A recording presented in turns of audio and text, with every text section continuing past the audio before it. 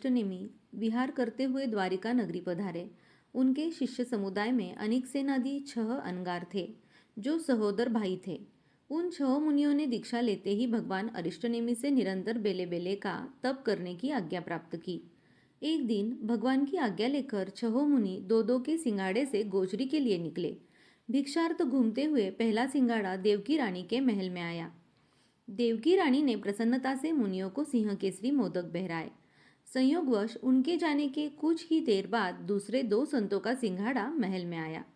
देवकी रानी ने पहले की तरह ही उल्लास भाव से सिंह केसरी मोदक बहराए। कुछ ही देर बाद तीसरा संघाड़ा भी देवकी रानी के महल में आया। तब देवकी रानी के मन में एक क्षण के लिए संकुचित विचार आया, फिर भी उसी उत्साह के साथ संतों का स्वागत किया और सिंह केसरी मोदक बहराए।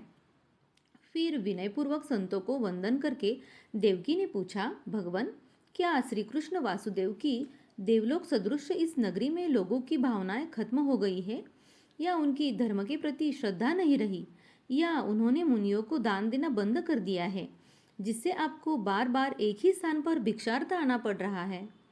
यह सुनकर मुनि सब कुछ समझ गए और बोले, हे महारानी, श्री कृष्ण वासुदेव की यह नगरी जितनी विशाल है, उतने ही विशाल उदार हृदय वाले यहाँ के श्रावक हैं।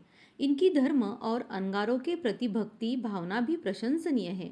यहाँ साधु साध्वी को निर्दोष आहार पानी के लिए एक ही घर में दूसरी बार नहीं जाना पड़ता। आपकी शंका उचित है, पर वास्तव में बात यह है कि जो पहली और दूसरी बार आए वे हम नहीं हैं। हम 6 भाई समान वर्ण, रूप और आकृति वाले बद्दिलपुर नगर के नाग गाथापति और उनकी पत्नी सुलसा के पुत्र हैं।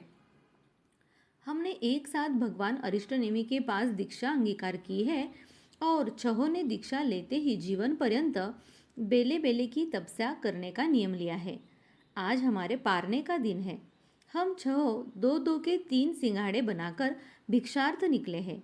संयोगवश हम सब आपके यहाँ एक दूसरे की जानकारी बिना पहुँच गए होंगे, अतः आप मन में किसी भी प्रकार की शंका न रखें। मुनियों के समाधान से देवकी को संतोष हुआ। देवकी ने उन्हें वंदन नमस्कार करके अपनी गलत धारणा के लिए क्षमा याचना की। फिर मुनि भी अपने स्थान पर पधार गए।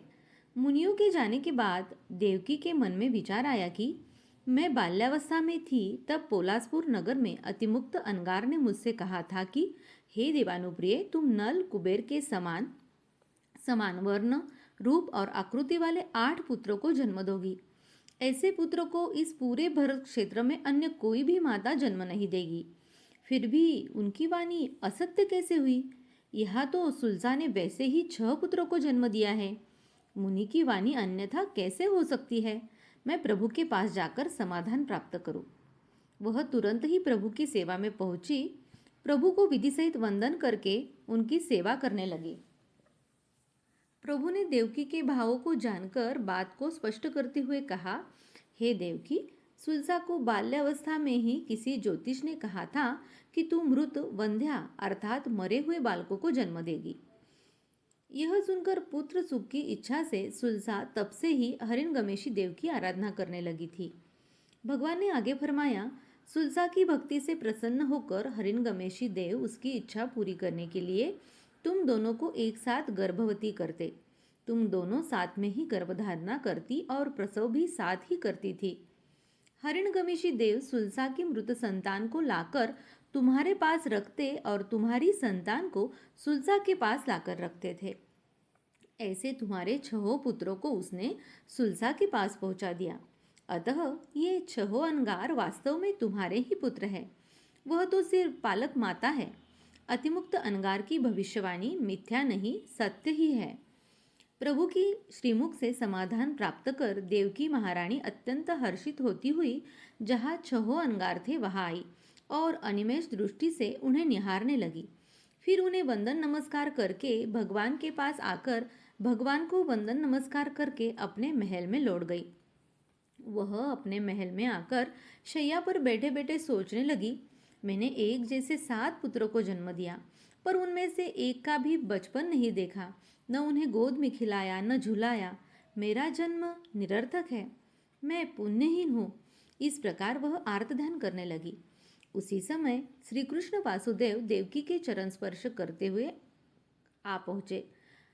माता को विचार में लीन देखा तो चरण स्पर्श करके पूछा, माता, जब मैं आता हूँ तो आप हमेशा मुझे देखकर प्रसन्न एवं हर्षित होती है, पर आज आप उदास और चिंतित क्यों है? उनके प्रश्न के उत्तर में देवकी देवी बोली, कृष्ण, मैंने देव कुमार से 7 पुत्रों को जन्म दिया, परंतु एक का भी बचपन नहीं देखा।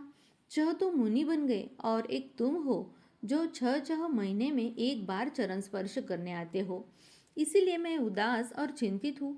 माता की बात सुनकर श्री कृष्ण बोले, माता, आप चिंता मत करो, मैं ऐसा उपाय करूँगा कि जिससे मुझे लघु भाई प्राप्त हो। फिर वे पौषशाला में जाकर तेला करके हरिणगमेशी देव का स्मरण करने लगे। तेला पूर्ण होने पर हरिणगमेशी देव ने प्रकट होकर याद करने का प्रयोजन पूछा। तब श्री कृष्ण जी ने अपने मन की बात बताई। देव ने उपयोग लगाकर श्री कृष्ण जी से कहा, बहुत शीघ्र ही एक देव देवलोक से चौकर आपके लघु भ्राता के रूप में जन्म लेंगे, पर यौवन अवस्था में वे भगवान अरिष्टनेमि के पास दीक्षा लेंगे। यह बात सुनकर श्री कृष्ण हर्षित हुए, पौषधशाला से सीधे माता के पास आए और भाई के जन्म के शुभ समाचार सुनाए।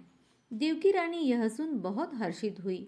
एक रात सिंह का स्वप्न देख देवकी ने गर्भ धारण किया। यथा समय देवकी ने गज के तालू के समान लाल वर्ण वाले और कोमल सुकुमाल को पुत्र को जन्म दिया, अतः उसका नाम गज सुकुमाल रखा। यौवन उम्र में पहुंचने तक वह पुरुषोचित 72 कलाओं में निपुण हो गया। उसी द्वारिका नगरी में सोमिल नामक ब्राह्मण की सोमा नाम की एक पुत्री थी। गज सुकुमाल के लिए उस लड़की को उपयुक्त जानकर श्री कृष्ण वासुदेव ने सोमिल ब्राह्मण से उस कन्या की याचना की।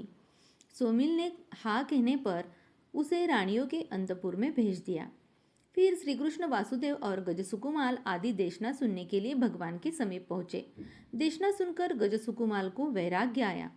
उन्होंने माता पिता एवं ज्येष्ठ भ्राता श्री कृष्ण वासुदेव की आज्ञा लेकर भगवान अरिष्टनेमि के पास दीक्षा ली। दीक्षित होते ही दोपहर में भगवान के पास पहुंचे। विधिवत वंदना विनयपूर्वक एक रात्रि की भिक्षु की 12वीं प्रतिमा की आज्ञा मांगी। भगवान अरिष्टनेमि सर्वज्ञ थे, उन्हें भविष्य का सब ज्ञात था, अतः आज्ञा देते हुए फरमाया, जैसा सुख प्राप्त हो वैसा करो, परंतु धर्म कार्य में विलंब मत करो। भगवान से आज्ञा प्राप्त कर गज सुकुमाल मुनि महाकाल श्मशान में आए। ध्यान के योग्य उचित स्थान की गवेषणा करके भूमि का प्रमार्जन कर भिक्षु की 12वीं प्रतिमा धारण करके एक पदार्थ पर दृष्टि स्थिर कर ध्यानस्थ हो गए। इस प्रतिमाधारी का देव, मनुष्य या तिर्यंच संबंधी उपसर्ग आते ही है।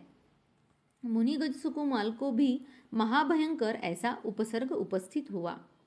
संध्या के समय सोमिल ब्राह्मण यज्ञ के लिए उपयोगी लकड़ी आदि सामग्री लेने के लिए जंगल में गया हुआ था। वह सामग्री लेकर लौट रहा था, तब श्मशान में ध्यानस्थ गज सुकुमाल मुनि पर उसकी दृष्टि पड़ी।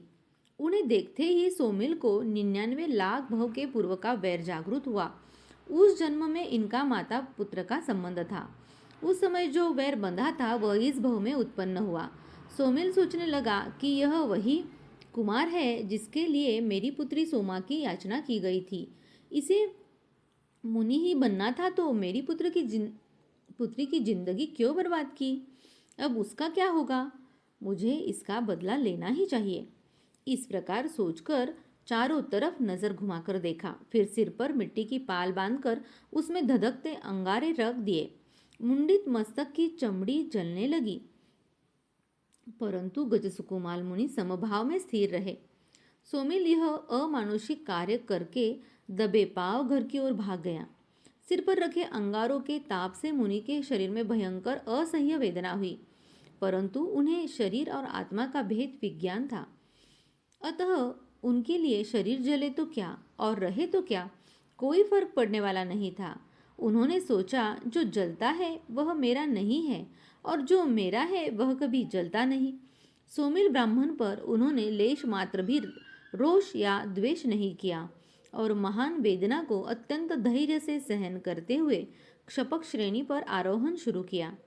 वेदनीय कर्म की तीव्रता और आयुष्य कर्म की अल्पता में सारे कर्मों का क्षय करके वे जन्म, जरा और मृत्यु के बंधन से सदा सदा के लिए मुक्त हो गए।